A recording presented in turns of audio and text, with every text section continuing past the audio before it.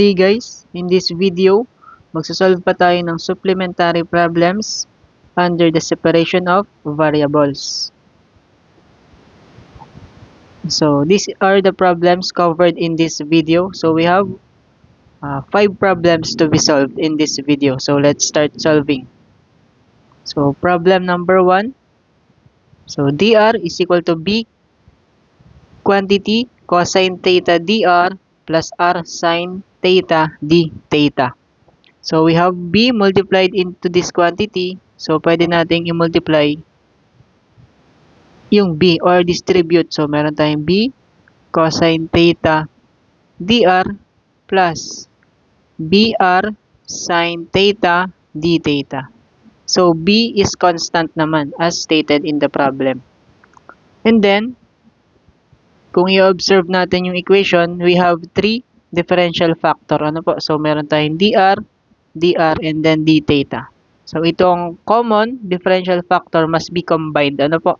So, dapat nasa isang quantity lang ito. So, transpose natin itong isang quantity or term na merong dr. So, transpose natin minus na b cosine theta dr is equal to br sine theta d theta.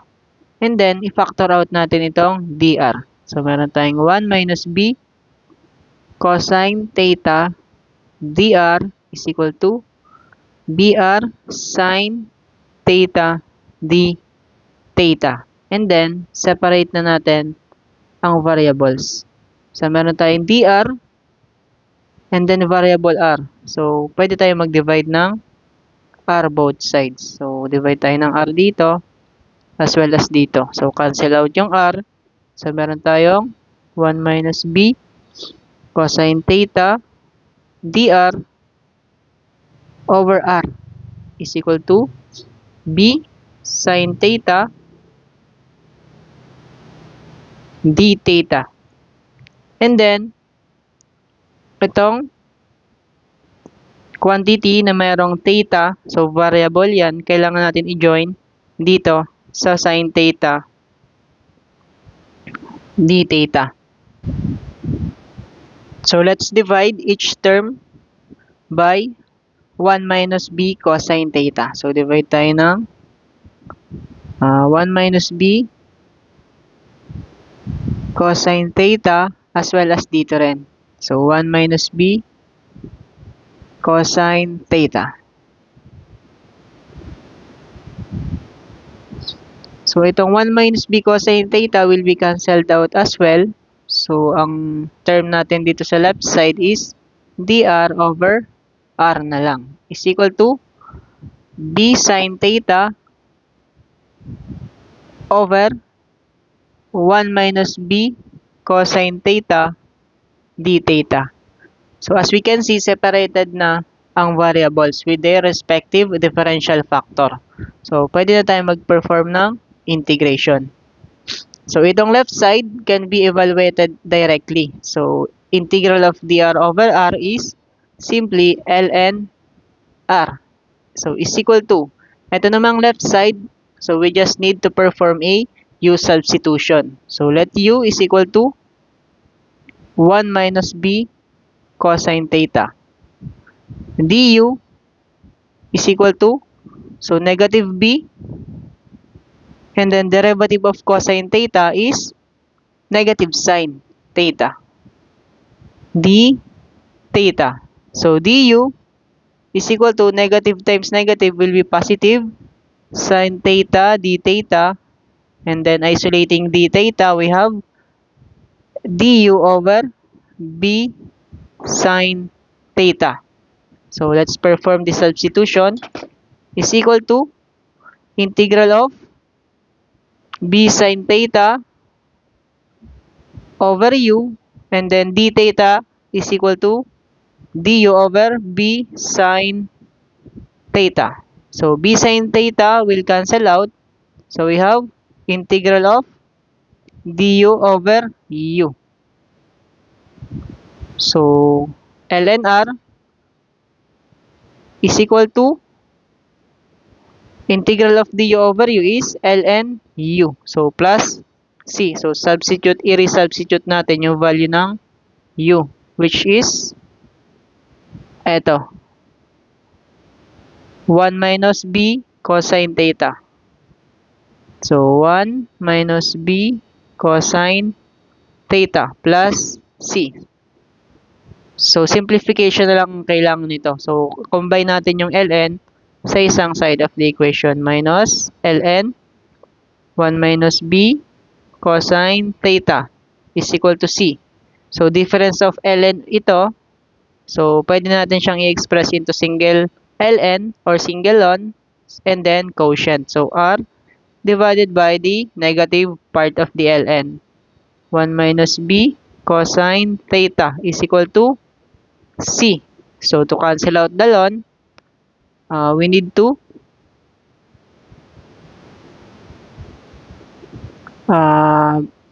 express the equation into exponent of e. So, we have r over 1 minus b cosine theta is equal to e raised to c. So, to remove the fraction, so multiply natin ng 1 minus b cosine theta. So, so 1 minus b cosine theta will be cancelled out. R is equal to e raised to c quantity 1 minus b cosine theta. And then, simplify natin itong constant. E raised to c is just a constant. C1, 1 minus b cosine theta. So, this is the final answer for the first problem.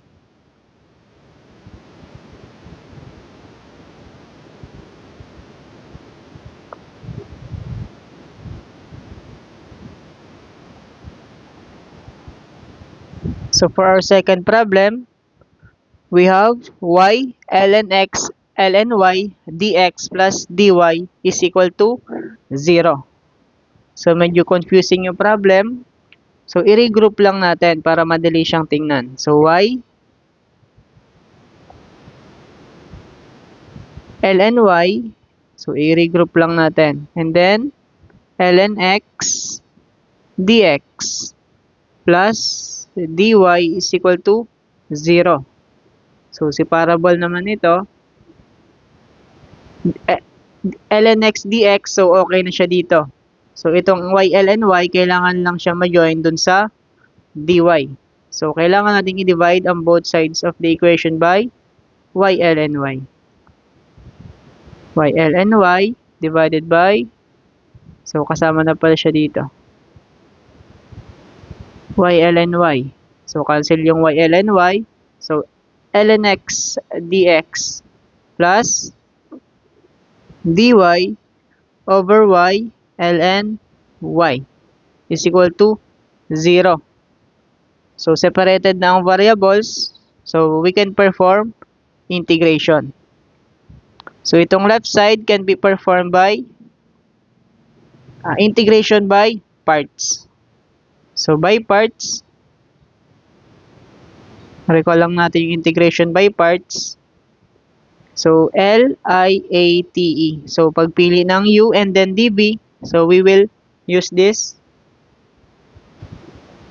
We will use this acronym, LIATE. So, log, inverse trig, algebraic, trigonometric, and exponential. So, as we can see, we have ln and then 1. Or simply, 1 lang yung coefficient.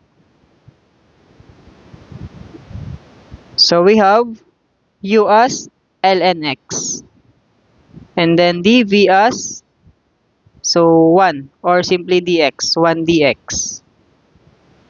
So, du is equal to derivative of ln x is 1 over x dx. Integration naman ito is v is equal to x. So, in integration by parts, we have uv minus integral of v du. So, u ln x, uv is x times ln x minus integral of v, which is x du naman is 1 over x dx. So as we can see, x over x will cancel out. So we have x ln x minus integral of dx. So the integral of this left side is x ln x minus integral of 1 dx is x. So dito naman sa left side ay sa right side, ano po? So we have dy, integral of dy. Kasama niya pala sa left side ito. So dy over y ln y. So ito namang dy over y ln y can be solved by u substitution. So let u tayo. So dito na lang sa side. So let u is equal to ln y. So derivative of ln y or du is equal to 1 over y dy. And then isolating dy, we have y du. So plus integral of dy is y du over y, and then ln y, sinet natin siya as u. So y over y will cancel out, plus ito, answer na to, copy na lang natin ito.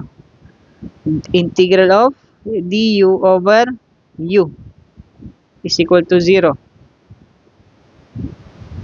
So we have x ln x minus x. So integral of ln x is simply x ln x minus x plus integral of du over u. So perform natin yung integration. Integral of du over u is ln u is equal to c. So i-resubstitute natin yung value ng u. Plus ln u is, where u is ln y. So we have ln, and then the value of u is ln y. So double logarithm is equal to c. So combine naman natin yung mga logarithm. So we have, so we cannot factor out na pala the ln. Kasi yung ln x natin is nakamultiplied sa x, and then itong ln times ln y. So supposedly, ito na yung final answer natin. So let's proceed to problem number 3. So we have quantity y prime squared is equal to 1 minus y squared all over 1 minus x squared. And then there is a value of y. Y is equal to 1/2 when x is equal to 1. So we are able to find the particular solution in this problem. So y prime or dy over dx. And then, naka-square siya. Is equal to 1 minus y squared all over 1 minus x squared. So, kailangan natin kunin yung root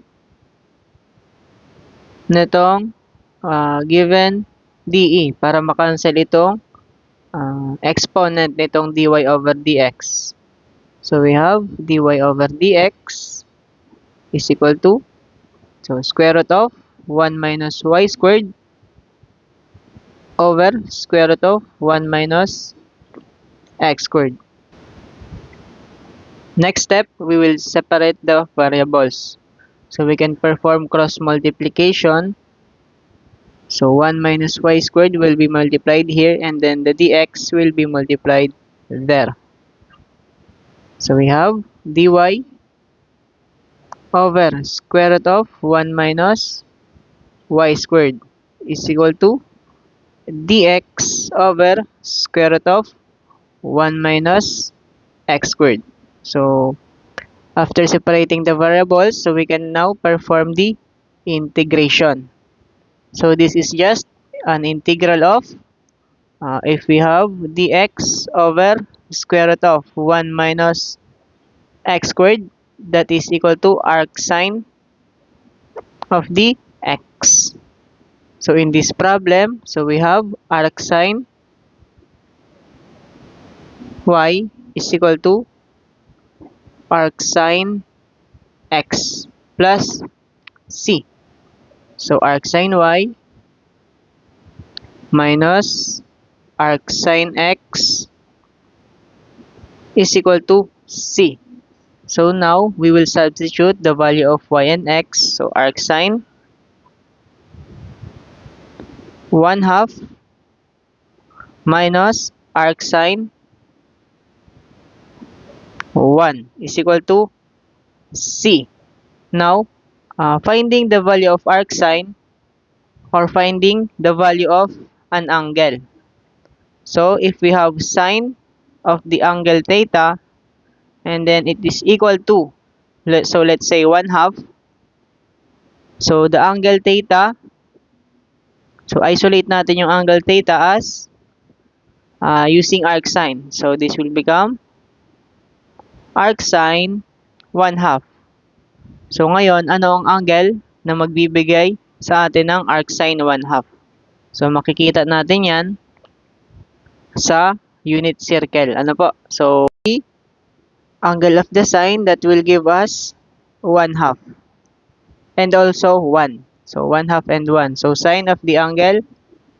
So this is a function of cosine and sine. Therefore, sine pi over 6 is equal to 1/2.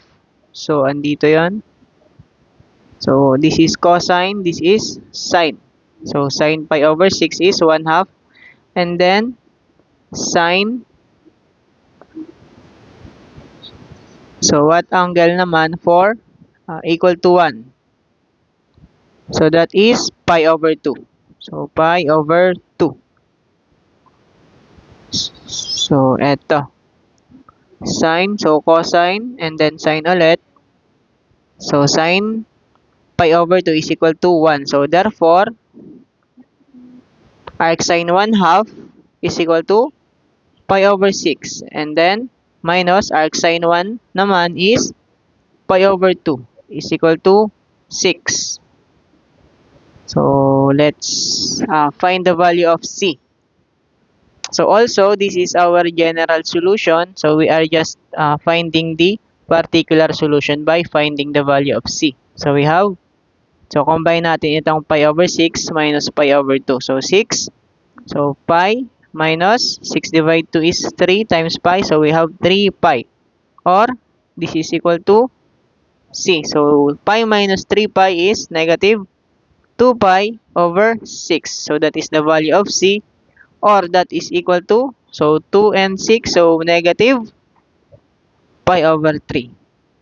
So let's substitute that to our general solution. We have arcsine y minus arcsine x is equal to negative pi over 3. Or kapag ginawa nating positive, itong pi over 3, so we have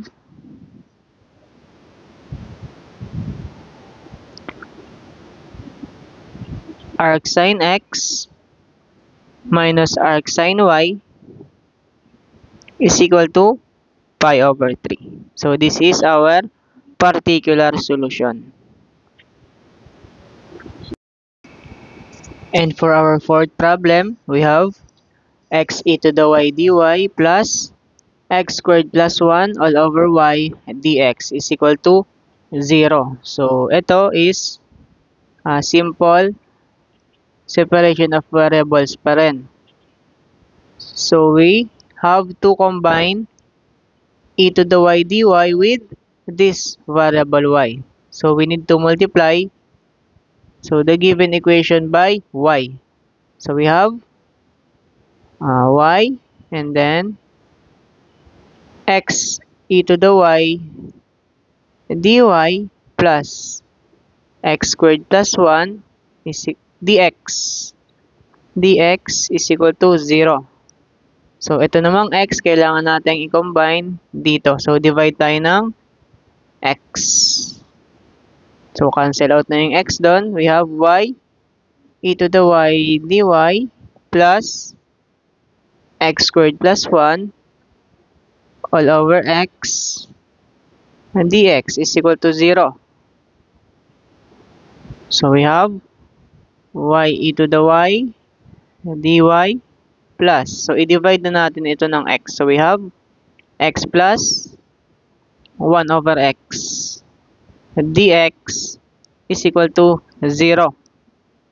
So, itong first term natin. And then, dito sa part na to, pwede na tayong mag-perform ng integration. So, we have integral of y e to the y. This is integration by parts. So, by following this acronym, L, I, A, T, E. So, log, inverse trig, algebraic, trigonometric, and exponential. So, alin yung nauuna? So, algebraic. So, we have algebraic y, and then exponential e to the y. So, our u is the algebraic part, and then the dv will be the exponential e to the y dy. So, and then, i-derive natin to, du is equal to dy. Ito naman, integrate natin. So, v is equal to, so integral of e to the y is still e to the y. And then, uv minus integral of v du. So, uv, so y e to the y minus integral of v du. Du is dy. So, we have y e to the y minus integral of e to the y is still e to the y. So, eto, okay na tayo dito sa first term. So, eto namang second term. So, simple integration lang din ito. So, plus, dito na tayo mag-plus. Integral of x is x squared over 2 plus integral of 1 over x is ln x. So, is equal to c. So, combine na lang natin yung answer natin. Plus x squared over 2 plus ln of x is equal to c. So, ito na yung final answer natin for this problem. And finally, for our last problem in this video, we have xy cubed dx plus y plus quantity y plus 1 e raised to negative x dy is equal to 0. So, this is also a separation of variables. So, we have x dx. So, okay na yan dito. So, yung y na lang yung kailangan natin matransfer doon. So, we have to divide dy. So, y cube. Y cube divided by y cube. So, to cancel out y cube in this term. So, we have x dx plus y plus 1 e raised to negative x dy over y cube.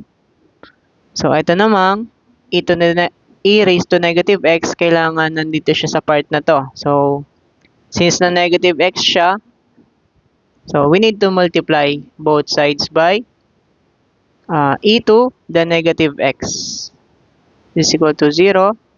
So, e raised to negative x. So, 0 lang naman itong right side natin. So, 0 pa rin yan kahit i-multiply natin. So, e raised to negative x, positive x pala.